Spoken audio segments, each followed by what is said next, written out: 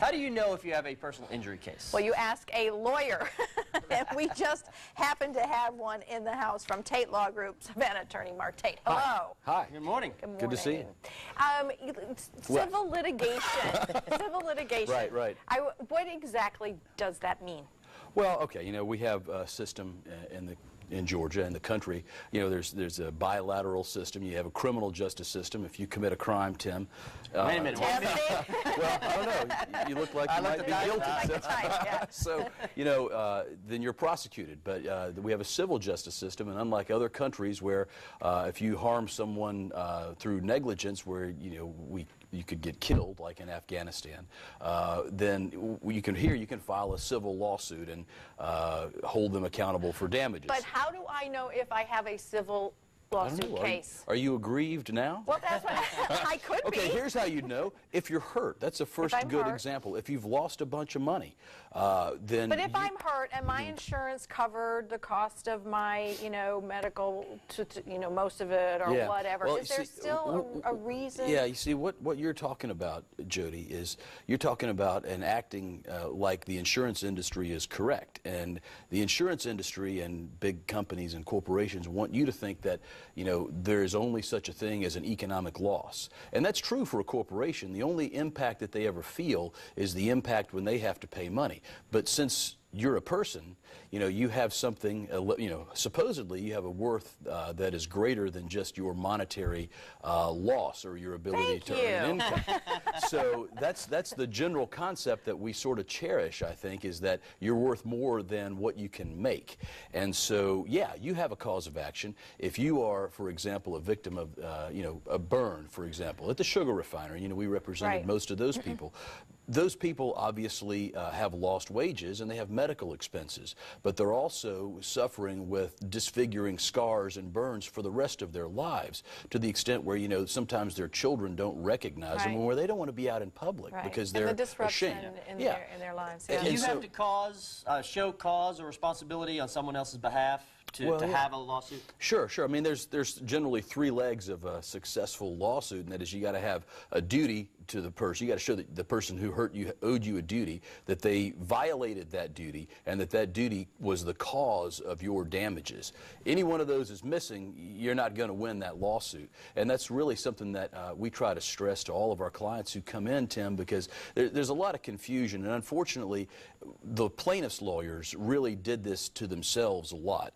And people tend to think, well, by God, I've been hurt, therefore somebody's got to pay me. And unfortunately, some plaintiffs' lawyers, the ones who hire washed-up actors who used to drive spaceships on TV to advertise for them, ones who promise you that they can finish their case in one call, ones who, have actors standing in front of fake backdrops pretending to be lawyers, those types of people have convinced a certain level of the consuming public that if you're hurt, by God, somebody's going to write you a check. And we have done that as a profession, as the trial lawyer profession. We've done that to ourselves, and that's a great disservice to the people. And that's one of the things that I'm working as hard as I possibly can to try to take away from the public perception, because we advertise on television. Right. All right, my firm does that. Right.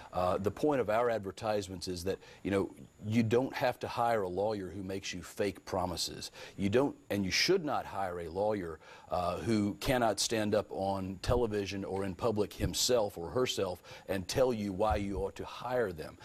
Don't hire somebody who promises you that your case is easy and can be done like that, because that ain't true. We're trying to stop that, and it's not just because I want the cases. It's not just because, I want to take away someone else's business. But the fact of the matter is that when you have promises being made to the consuming public like those, it's a disservice to the entire legal profession. I'm going to tell you, people already don't like lawyers. Lawyers, as I've said, they talk funny. We tend to be very critical of others. We tend to be overly aggressive. And you are not. Other lawyers. I'm talking about all of us, me included. I'm just nice when I come on here. Yes, you are. Savannah attorney Mark Tate, don't go away, because Mark Tate, also TV host. We're going to be back with more of that. Just a minute. Just a minute. Hey, we're back with attorney Mark Tate, who's wearing socks today. That's right.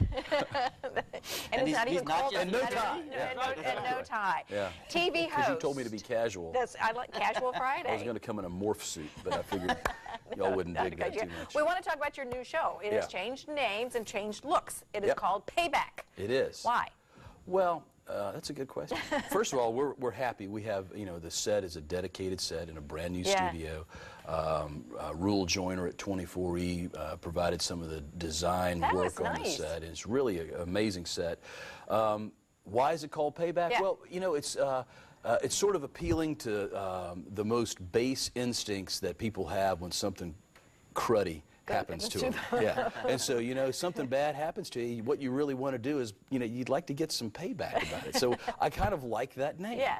And so we picked that name for the show, and the idea is that we're going to have guests on locally and nationally who are going to talk about things that, happen, things that go wrong, trying to educate the public a little bit better about, how to pick the services that they need. Talking about, for example, we had a guest on just recently who will be on this weekend, I believe, who talked about ethical development of medical products. And so, as you know, a lot of our practice is we sue companies who make drugs that hurt and kill people.